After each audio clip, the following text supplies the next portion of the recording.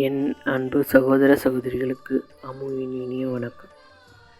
நான் உங்ககிட்ட இன்றைக்கி ஷேர் பண்ண போகிற விஷயம், சுவாமிக்கு ஒவ்வொரு செவ்வாய்க்கிழமையும் செய்யக்கூடிய அலங்காரமான அஷ்டதள பாத பத்மாராதனம். இந்த சேவையை பற்றி நீங்கள் கேள்விப்பட்டிருப்பீங்கன்னு நினைக்கிறேன். ஆனால் இது எதனால் செய்கிறாங்க, இதுக்கான என்ன மாதிரி அனுகிரகம் நமக்கு கிடைக்குங்கிறத பற்றி தான் இப்போ உங்ககிட்ட பேச போகிறேன். சுவாமிக்கு எல்லா செவ்வாய்க்கிழமையும் 108 தங்க தாமரை புஷ்பங்களை சுவாமியின் திருவடியில் சமர்ப்பணம் பண்ணி நமக்காக சுவாமி தரிசனம் கொடுக்கக்கூடிய நேரம்தான் செவ்வாய்க்கிழமை காலையில் 6 மணிக்கு அப்புறமா. நாம் அப்படி சுவாமியை தரிசனம் பண்ணுறதுக்கு போகும்போது அவரோட திருவடியில் பார்த்தோம்னா கண்டிப்பாக இந்த 108 தங்க புஷ்பங்கள் இருக்கும்.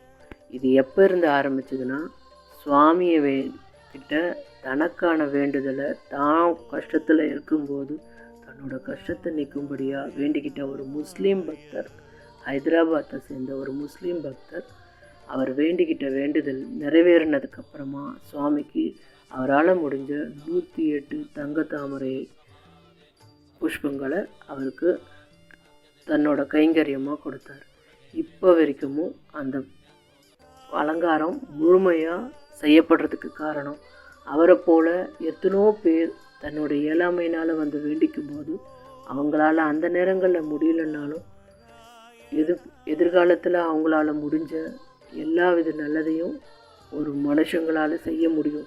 அதுக்கான அனுகிரகம் சுவாமிக்கிட்ட இருந்து கிடைக்கணுங்கிறதுக்காக தான் ஒவ்வொரு செவ்வாய்க்கிழமையும் இந்த அலங்காரம் செஞ்சு எல்லா பக்தர்களுக்கும் இந்த சுவாமியை அனுகிரகம் பண்ணக்கூடிய ஒரு வாய்ப்பை திருப்பதி தேவஸ்தானத்தில் செஞ்சு கொடுக்குறாங்க. இந்த அலங்காரத்தோட அர்த்தம் என்னென்னா, 108 தங்க தாமரை புஷ்பங்களும் 108 திவ்ய தேசங்களுக்கு இணையாக அத்தனை திவ்ய தேசங்களையும் நம்ம எல்லாராலையும் போய் பார்க்க முடியாது. அந்தளவுக்கு வாழ்க்கை வசதிகள் எல்லாருக்குமே இருக்காது. அப்படி நம்மளால் போய் பார்க்க முடியலையேன்னு சொல்லி எத்தனோ பக்தர்கள் தன்னோட இயலாமையால் இருக்கிற இடத்துலையே கடவுளை கும்பிட்டுருக்கு எவ்வளோ பேருக்கு நம்மளுக்காக கிடைக்கக்கூடிய ஒரு அற்புதமான வாய்ப்பாக அது.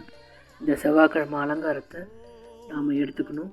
நம்மளோட கடவுள் கொடுக்குற இந்த ஒரு அற்புத வாழ்க்கையை நாம் நிம்மதியாக வாழறதுக்கு அவரோட 108 தரிசனங்களை ஒரு சேர போய் பார்க்க முடியாததுனால நாம் அவர் கொடுக்குற அந்த ஒரு செவ்வாய்க்கிழமையில் அந்த காலையில் 6 மணிக்கு அப்புறமா கிடைக்கிற அந்த தரிசனத்தை போய் பார்த்து அவரோட 108 தரிசனத்தையும் ஒரு சேர ஒரு இடத்துல பார்த்து திருப்தியோட அவரோட அனுகிரகத்தோடு வந்ததுக்கப்புறமா நமக்கு வேறு என்ன தேவைப்படும்? அவரே நம்மளை ஏற்றுக்கிட்டு நமக்கு அவரோட 108 தரிசனத்தை கொடுக்குறாருன்னா நாம் எல்லா வித மோசமான நிலைமையிலிருந்தையும் வெளியே வந்து நமக்கான வாழ்க்கையை நிம்மதியாக வாழணுன்றதுக்காக தான் இந்த அற்புதத்தை அவர் செஞ்சு கொடுக்குறாரு. நாம் இதை பூர்ணத்துவமாக ஏற்றுக்கணும், நிம்மதியாக வாழணும். நமக்கானது மட்டும் இல்லை, நம்மளை போல் எல்லாரும் வாழணும்னு நினைக்கிற ஒவ்வொருத்தரும் சுவாமியோட தரிசனத்துக்கு போகும்போது உங்களுக்கு வாய்ப்பு கிடைச்சிதுன்னா செவ்வாய்க்கிழமையில் 6 மணிக்கு மேலே இல்லை 6 மணிக்கு தரிசனம் கிடைக்கக்கூடிய ஒரு டோக்கன் கிடைச்சாலோ இல்லை தரிசனம் பார்க்கக்கூடிய வாய்ப்பு கிடைச்சாலோ தயவு செஞ்சு சுவாமியோட சன்னிதானத்துக்கு போய் அவரோட முழுமையான தரிசனத்தை பாருங்கள். அவரால் ஒரு பக்தருக்கு ஒரு அருள் கொடுக்க முடியும்னா நாமளும் நித்தியமாக வேண்டணும்னா கண்டிப்பாக நம்மளுக்கும் அவர் தரிசனத்தை கொடுத்து அதுக்கான பலனையும் கண்டிப்பாக கொடுப்பார். முழுமையாக வேண்டுங்க. நீங்கள் சாதாரணமாக தரிசனம் பண்ண போகும்போதே நாம் உள்ளே போகும்போது கொடிமரம் இருக்கும். கொடிமரத்தை தாண்டி போகும்போது ஸ்ரீரங்கநாதர் நேராக இருப்பார். அவரை வணங்கிட்டு உள்ளே போகும்போது வலது கை பக்கத்தில் கருடாழ்வார் இருப்பார்.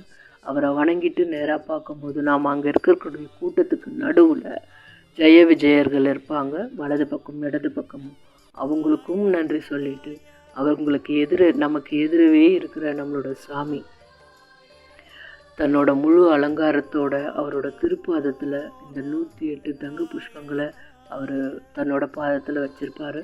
அந்த தங்க புஷ்பத்தோடு சேர்த்து அவரோட திருவடி, அவர் திருமார்பில் இருக்கிற மகாலட்சுமி தாயார் பத்மாவதி அம்மாவை தரிசனம் பண்ணிவிட்டு அவர் திருமுக பொலிவை பார்த்து அவரோட கண்களை நேருக்கு நேராக நம்மளால் பார்க்க முடியலன்னா அவர் நம்மளை பார்க்குற நிமிஷங்களை நிற்கிற நேரம் அவரை முழுசாக நம்மளோட கண்ணால் தரிசனம் பண்ணி நம்மளோட மனசால் எதுவுமே வேண்ட முடியலன்னா கூட அவரோட அனுக்கிரக பார்வைக்கு முன்னாடி நின்று வெளியே வந்துட்டு சுவாமி பிரகாரத்தில் நமக்குன்னு கிடைக்கிற சில நிமிஷங்கள் ஒரு இடத்துல உட்காந்து அவரை நம்ம என்னவா தரிசனம் பண்ணமோ அந்த தரிசனத்தை மனசில் நினச்சிக்கிட்டு அங்கே ஆகாய விமான தரிசனம் இருக்கும்.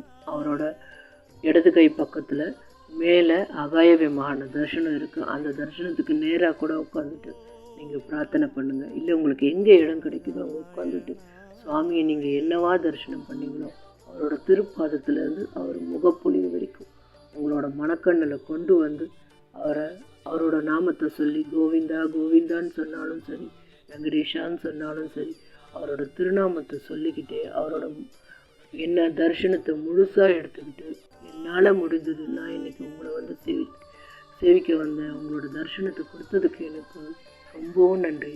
இதை போலவே நான் திரும்பவும் உங்களை ஒவ்வொரு வருஷமும் இல்லை ஒவ்வொரு முறையும் வந்து தரிசனிக்கும் பண்ணும்போது உங்களோட அருளால் என்னோடய வாழ்க்கையில் இருக்கிற கஷ்டங்கள் கவலைகள் நீங்கள் என்னால் முடிஞ்ச எல்லா ஒரு உதவிகளையும் எல்லா உயிர்களுக்கும் உங்களுக்கும் செய்யக்கூடிய பாக்கியத்தை கொடுங்க மனசார வேண்டிக்கோங்க.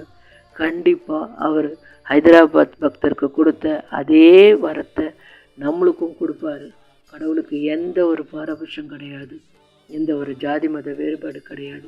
இதை நான் ஏன் சொல்கிறேன்னா, வழியாக இதுதான் வைஷ்ணவ முறை, இதுதான் வழி, இப்படி தான் வாழணும் அப்படின்னு சொல்லி ஒரு வழிமுறைகளை கொண்டு போகிற இடத்துலையே கடவுள் ஜாதி மத வேறுபாடு இல்லைன்ற ஒரு மிகப்பெரிய தத்துவத்தை வச்சு இந்த ஒரு தரிசனத்தை கொடுக்குறாரு. இதுலேயே நாம் வாழ வேண்டிய வாழ்க்கை என்னங்கிறத அவர் நம்மளுக்கு புரிய வைக்கிறாரு.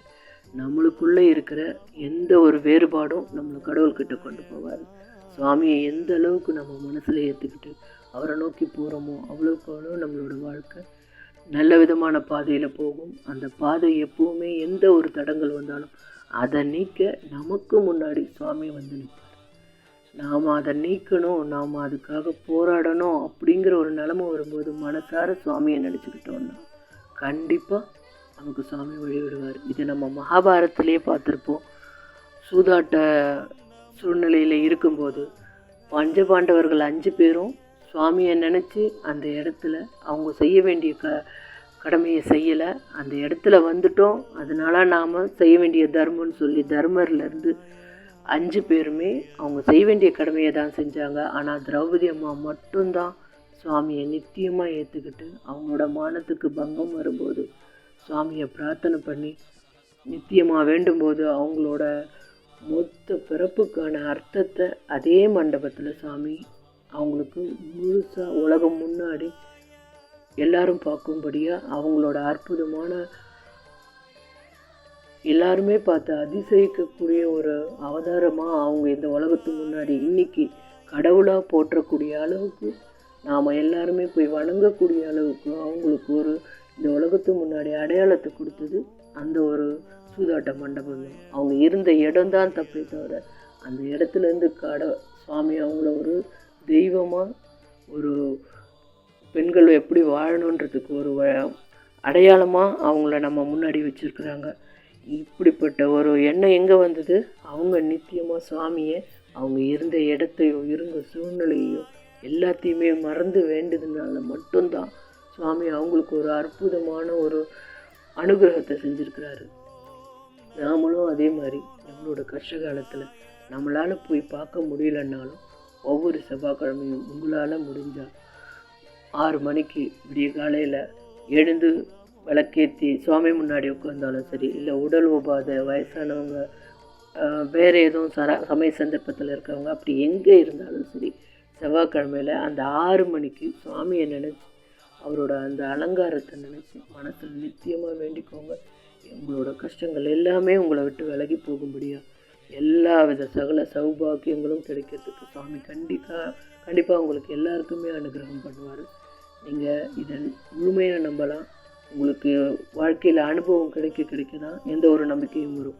பார்த்தா தான் நம்பணுன்றது தான் வாழ்க்கை அப்படின்னு இல்லாமல் நம்ம கண்ணால் பார்த்து கூட எவ்வளவோ ஏமாறக்கூடிய இந்த உலகத்தில் நம்ம மனசால் சுவாமியை ஏற்றுக்கிட்டு செய்யக்கூடிய ஒவ்வொரு விஷயத்துலேயும் கண்டிப்பாக நல்ல விதமான அனுபவமும் வாழ்க்கையில் நல்ல விதமான முன்னேற்றங்களும் கண்டிப்பாக கிடைக்கும். முழுசாக நம்பி நீங்கள் இந்த பூஜையை செய்யுங்க. நான் உங்ககிட்ட கேட்குறது இதுதான், ஒவ்வொரு செவ்வாய்க்கிழமையும் உங்களால் முடிஞ்சால் நாம் சுவாமியை நினச்சி இந்த பிரார்த்தனையை பண்ணுவோம். உங்களால் முடிஞ்ச வரைக்கும் காலையில் 6 மணிக்கு உங்களோட வேலைங்களுக்கு நடுவில் செய்ய முடிஞ்சாலோ, இல்லை உங்களுக்கான நேரத்தை ஒதுக்கிக்கிட்டு செய்ய முடிஞ்சாலோ, ஒரு 5 நிமிஷம் 10 நிமிஷம் இல்லை ஒரு 2 நிமிஷம் கூட நீங்கள் அவரை முழுசாக மனசில் ஏற்றுக்கிட்டு அவரோட நாமத்தை சொல்லி இந்த அலங்காரத்தை மனசில் நினச்சிட்டு வேண்டிக்கோங்க. அந்த முஸ்லீம் பக்தருக்கு கிடைச்ச அதே விட அற்புதமான வாழ்க்கை வசதிகளை உங்களுக்கு சுவாமி கொடுக்கணும்னு நான் வேண்டிக்கிறேன். நன்றி, வணக்கம்.